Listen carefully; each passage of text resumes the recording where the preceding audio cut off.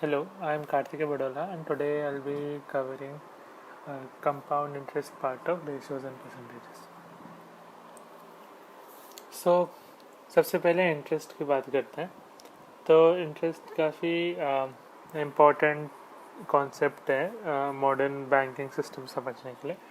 तो इंटरेस्ट क्या होता है? इंटरेस्ट ऐसा होता है कि अगर मान लो तुमने बैंक से एक लोन लिया या फिर तुमने किसी भी अनऑफिशियल सोर्स से अगर तुमने लोन लिया, तो जो लोन प्रोवाइडर होता है वो इंटरेस्ट चार्ज करता है. मतलब अगर तुमने किसी से लोन लिया है तो तुमने उसके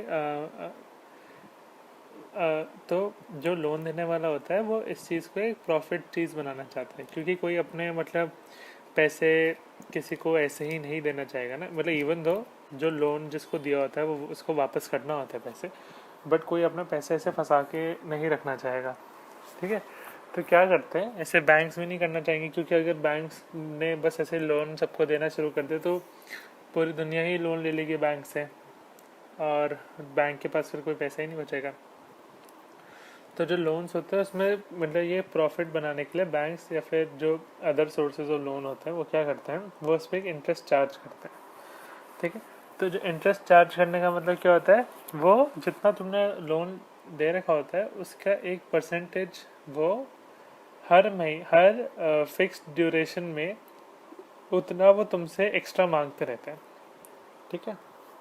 तो तुमने जितने टाइम का लोन लिया है उस टाइम में तुम्हें वो लोन भी रिपे करना है, बट उसके साथ साथ जितना भी इंटरेस्ट ऐड अप हुआ है वो भी तुम्हें रिपे करना पड़ेगा. ठीक है. तो इसमें जैसे अगर मैंने 10,000 रुपीज़ बोरो करे हैं और 15% रेट ऑफ इंटरेस्ट है पर एनम. ठीक है. पर एनम मतलब पर ईयर. तो और ये सिंपल इंटरेस्ट है. ठीक है. फॉर 2 ईयर्स लिया है. तो इसका मतलब क्या है कि हर साल मुझे 15% ऑफ द ओरिजिनल वैल्यू पे मुझे वो देना पड़ेगा, एक्स्ट्रा देना पड़ेगा. तो 15% ऑफ 10,000 कितना होता है? 15% ऑफ 10,000 होता है 1,500. तो मुझे 1,500 रुपीज़ हर साल एक्स्ट्रा जब मुझे देना पड़ेगा बैंक को. जितने साल के लिए मैं लूँगा हर साल मेरे 1,500 रुपीज़ एडअप होते रहेंगे उस लोन के रिपेमेंट वैल्यू पे. ठीक है. तो 2 साल के बाद ये 3,000 हो जाएगा. तो amount to be paid at the end of 2 years will be principal plus interest and that would be 13,000. ठीक है. ये सिंपल चीज़ है, इसे सिंपल इंटरेस्ट बोलते हैं. अच्छा, सिंपल इंटरेस्ट का मतलब ये होता है कि जो इंटरेस्ट का परसेंटेज होता है वो जिस वैल्यू में लिखेगा वो ओरिजिनल रीपेड ओरिजिनल वाली जो तुमने लोन लिया उस वैल्यू पे लगेगा. ठीक है.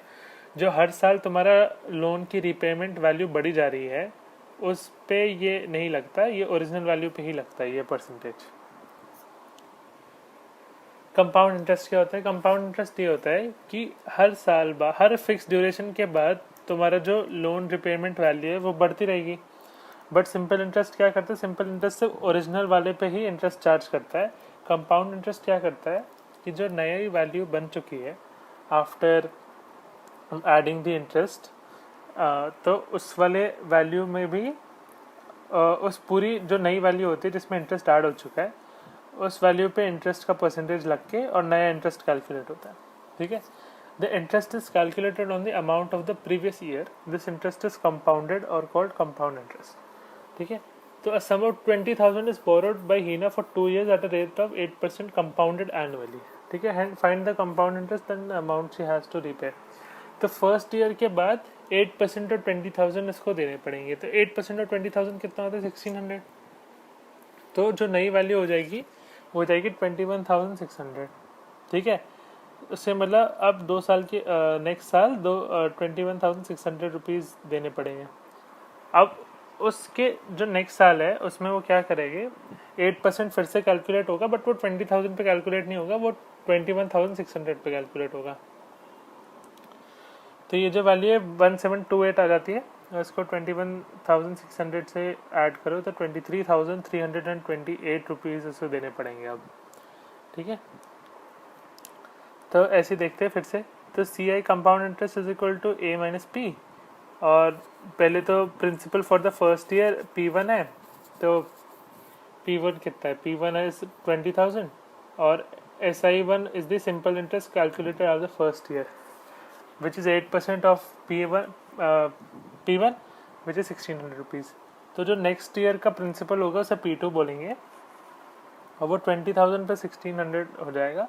फिर उस पर SI2 लगेगा। SI2 is simple interest compounded on the second year which would be calculated on the principle of second year. Principle of second year is 21,600। ठीक है, तो ये वाली आ जाएगी 1728। तो अमाउंट क्या होती है? Final amount to be repaid, वो जिसको हमने ए से डिनोट करा था। तो final amount to be repaid क्या होगी? P2 plus SI2 which is principal after 2 years and the simple interest added on the second year, so that comes out to be this 23328। ठीक है, जैसे मैंने बताया था। तो टोटल इंटरेस्ट गिवन होगा वो हर साल, देखो इंटरेस्ट बढ़ रहा है। पहले मैंने 1600 रुपीज़ दिए, फिर सेकंड साल मैंने 1728 रुपीज़ दिए। तो इसका काफ़ी सिंपल फॉर्मूला है। कैसे फॉर्मूला है? Simple interest calculated after first year would be principle of first year times the interest की जो वैल्यू डिवाइड बाय 100। ठीक है, सिंपल है। जो अमाउंट आफ्टर फर्स्ट ईयर क्या होगा? वो प्रिंसिपल प्लस सिंपल इंटरेस्ट होगा। तो ये फॉर्मूला आ जाएगा। तो P2 सिमिलरली P2 के साथ करोगे और फिर P2 में भी ऐड करना पड़ेगा। तो ऐसे एक फॉर्मूला बन जाएगा। तो SI2 कैलकुलेट करा, वो ये आ गया। ठीक है, और फिर A2 जब कैलकुलेट करोगे तो फिर इसी को ऐड करोगे। ठीक है, तो P2 प्लस SI2 लिखोगे तो P2 हमारा ये है, SI2 हमारा ये है, ऐड करा। तो इसमें देखोगे कि 1 प्लस R बाई 100 कॉमन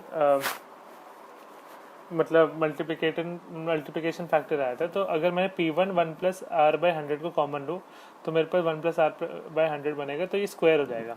ठीक है, जो P3 होगा इसका स्क्वायर बन जाएगा। तो ऐसे ही हम देख सकते हैं कि P3 is P1 times this factor this to the power 3 minus 1। तो हम इससे फॉर्मूला इंडक्टिवली डिराइव कर सकते हैं कि AN is P1 times 1 plus R by 100 की पावर n, और जो A होगा वो P टाइम्स 1 बाई R की पावर 100 R बाई 100 की पावर n हो जाएगा। ठीक है, तो मतलब सिंपल है।